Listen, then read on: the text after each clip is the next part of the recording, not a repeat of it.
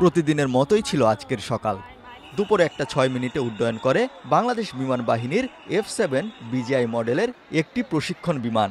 উড্ডয়নের মাত্র 13 মিনিট পর নিয়ন্ত্রণ হারিয়ে বাংলাদেশ বিমান বাহিনীর প্রশিক্ষণ বিমান উত্তরার মাইলস্টোন স্কুল ও কলেজের ভবনে বিধ্বস্ত হয়।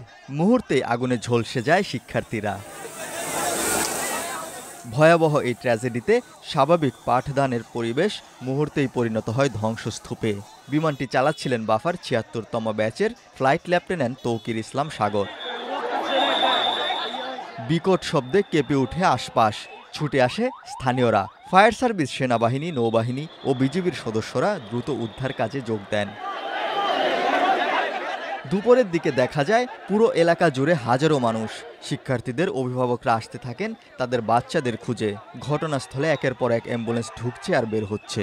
সবার চোখে মুখে আতঙ্ক। তখনও ভেতরে কি হচ্ছে কেউ জানে না। তড়িঘড়ি করে আহতদের নিয়ে যাওয়া হয় হাসপাতালে। উৎসুক জনতার ভিড়ে কাজ করতে কষ্ট হয় উদ্ধারকারীদের। বিভিন্ন স্কুল কলেজের শিক্ষার্থীরা ভিড় সামাল দেন সে সময়। রক্তের প্রয়োজনে অনেককে দেখা যায় মাইকিং করতে। অ্যাম্বুলেন্স দ্রুত গতিতে ছুটতে থাকে হাসপাতালের দিকে।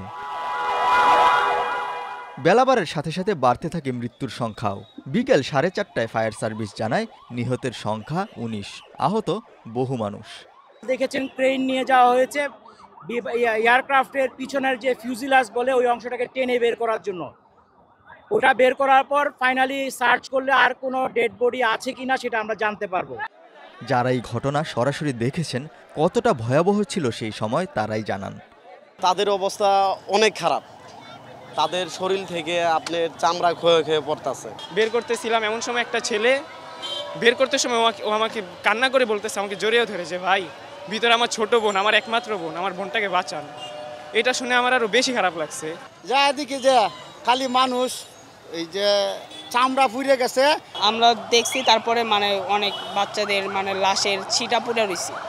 বিকেল গড়িয়ে সন্ধ্যা, তখনও একের পর এক অ্যাম্বুলেন্স, ফায়ার সার্ভিসের গাড়ি ঢুকছে বের হচ্ছে। সাধারণ মানুষ কাউকে ঢুকতে দেওয়া হচ্ছিল না ভেতরে। ঘটনাস্থলের ওই ভবনের সামনে দেখা যায় বিধ্বস্ত বিমানটিকে উদ্ধার করা হচ্ছে। ছড়িয়ে ছিটিয়ে পড়া বিমানের অংশগুলো তোলা হয় গাড়িতে। তখন পর্যন্ত আইএসপিআরের এক বিজ্ঞপ্তিতে বলা হয় নিহতের সংখ্যা বেড়ে 20 হয়েছে। এছাড়াও বিভিন্ন হাসপাতালে প্রায় 171 জন চিকিৎসাধীন রয়েছেন। ওই এলাকায় তখনও মাইলস্টোন স্কুল ও কলেজের কিছু শিক্ষার্থীরা অবস্থান করছিলেন।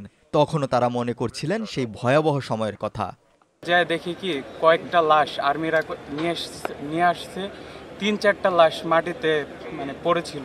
প্লেনটা ঠিক এখানে থেকে এসে যে প্রিপারেটরি ভবনটা আছে এখানে ঠিক গেট বরাবর পড়ছে।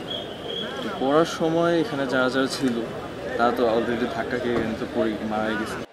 অনেকে অনেক দূর থেকে খবর দেখে এসেছেন এখানে স্বচক্ষে এখানকার ঘটনা দেখার জন্য। এই ভয়াবহ দুর্ঘটনায় বাচ্চাদের নিরাপত্তা নিয়েও প্রশ্ন তোলেন কেউ কেউ। We need to keep our children safe, our people safe. এই জন্য পাবলিক সেফটি খুব ইম্পর্ট্যান্ট একটা মিনিস্ট্রি।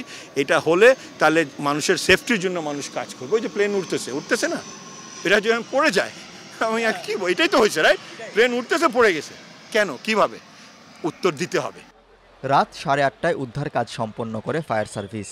বিমান বাহিনী বিধ্বস্ত বিমানের ধ্বংসাবশেষ সরান রাত 9:10 পর্যন্ত।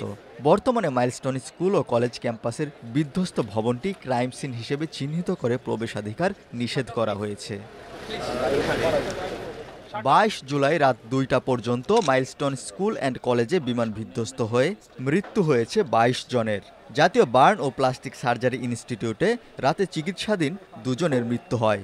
ইনস্টিটিউটের আবাসিক সার্জন শাওন বিন রহমান রাত 1টার দিকে প্রথম আলোকে জানান রাত 10:30টায় একজন ও 12টার দিকে আরেকজন চিকিৎসাধীন অবস্থায় মারা যান।